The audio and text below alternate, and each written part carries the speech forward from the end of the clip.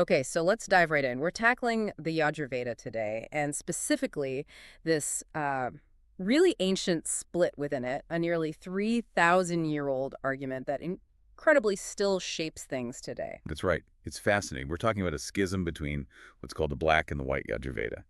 And this isn't just some dusty historical footnote. You can literally see this divide geographically in India right now. Black and white. Okay, first things first, this isn't about good versus evil, right? That's Yep. what jumps to mind. No, not at all. That's crucial. It's purely about organization, about clarity, Yep. which means black. It really translates more like mixed or unarranged, motley even, Okay, so messy, maybe? sort of. And sukla, white, means the opposite, clear, bright, Yeah. well-arranged, systematized. Got it. So before we get to why they split, what exactly is the Yajurveda? People know the Agveda, the hymns. Right. If the Yajurveda provides the why, the big picture, the poetry, the Yajurveda, is the absolute how. It's the technical manual for the priests, specifically the Adhvaryu priest. The one actually doing the physical stuff in the ritual. Precisely. The Yajurveda contains the yajus. These are prose formulas, step-by-step instructions for every single action. Pouring the ghee, arranging the bricks, you name it. It's pure procedural knowledge. Knowledge of rituals. Makes sense. So how does this black versus white thing play out in the manual itself? Okay, the simplest way to think about it is like textbooks. The Konya Yajurveda, the black one, is like the annotated textbook. Meaning the core text, the ritual formulas, the Samhita is all mixed in together with the explanations, the commentary, the Brahman sections. It's all interwoven. So you're reading the instruction and boom, right there is the explanation or the story behind it. Exactly. Yeah. All jumbled up, which, can be useful contextually, but maybe not super clear if you just need the formula. Right. So then the Sukla, the white Veda. That's the clean textbook. It's a reformation. Someone, traditionally the sage Yajnavalkya, decided to tidy it up. They pulled the core mantras, the Vajrasani Samhita, into one distinct, clean volume. And all the explanatory stuff, the Brahman commentary, went into a separate, massive companion book, the Satapatha Brahma.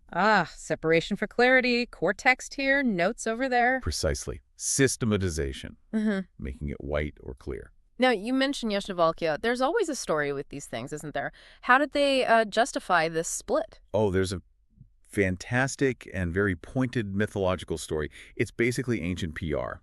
Go on. The legend says Yajnavalkya had a major falling out with his teacher, a really dramatic argument.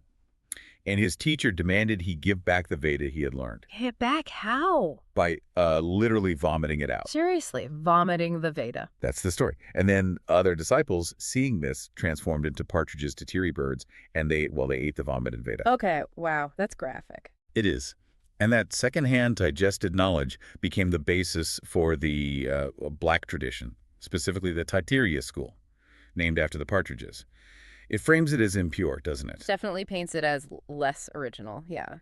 So what happened to Yajnavalkya? He was Vedaless, so he performed intense austerities, worshipped the sun god, Surya, and pleaded for a new Veda. And the sun god obliged. According to the myth, yes.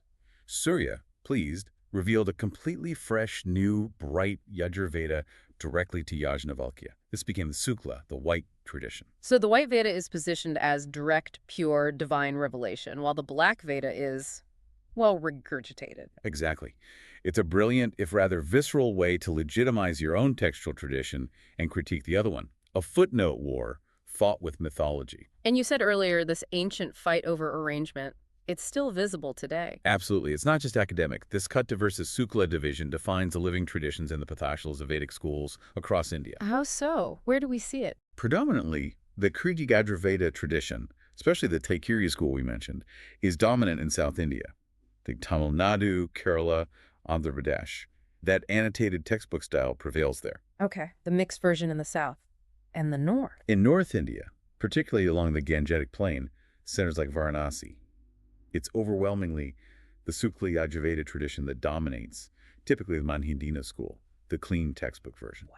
So that organizational debate from maybe 800 BCE is literally mapped onto the country today. It's quite remarkable. The identity of the Yajurveda, its very practice, is tied to this fundamental split, integrated kint or systematized Sukla. So just to sum up quickly, Yajurveda is the ritual how-to manual. Its core identity crisis is this black versus white split, not good versus evil, but mixed versus organized. Annotated textbook versus clean textbook. And this ancient division dictates which version is taught and practiced predominantly in North versus South India, even now. That's the essence of it. Okay. Leaves us with a final thought, maybe something for you, the listener, to consider. This whole schism, it's really about how knowledge is presented, isn't it? Mm-hmm. It's a timeless question. So which do you actually find more valuable?